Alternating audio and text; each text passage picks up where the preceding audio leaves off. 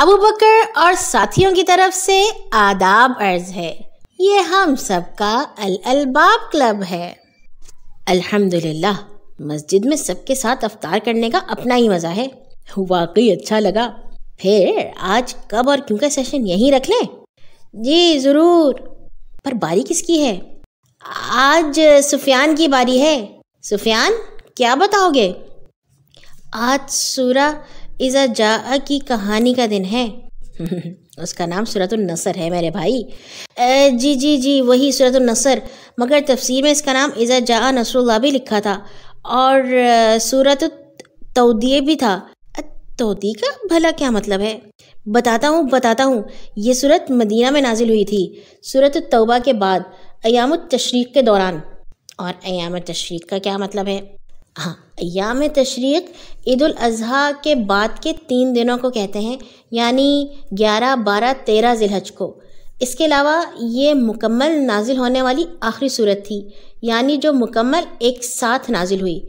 اور تودیع اس لیے کہتے ہیں کہ اس میں وداع کی بات آئی ہے، یعنی پیارے نبی صلی اللہ علیہ وسلم کے مشن کے مکمل ہونے کی اور ان کے دنیا سے رخصت ہونے کی۔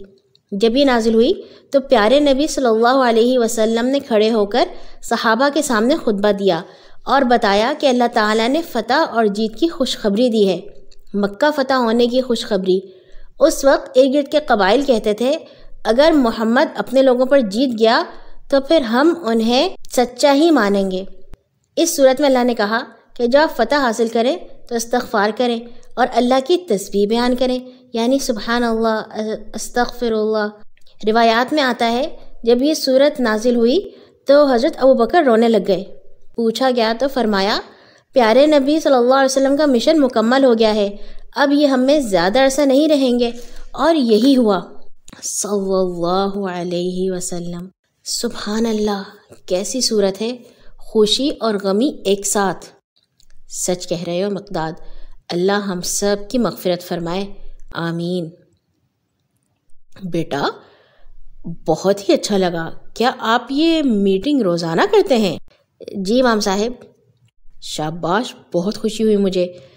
اگر روزانہ ہی مسجد میں کر لو تو زیادہ لوگ فائدہ اٹھا لیں گے۔ جی انشاءاللہ، ہم گھر والوں سے پوچھ کر ایسا ہی کریں گے۔ جزاک اللہ خیر، اللہ تمہیں خوش رکھے۔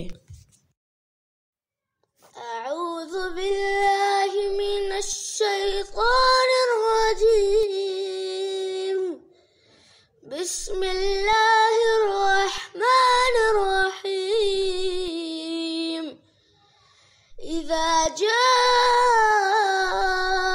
نصر اللہ والفتح ورأيت الناس يدخلون في دين الله أفواجا فسبح بحمد ربك واستغفره إنه كان توابا۔ صدق الله العلي العظيم۔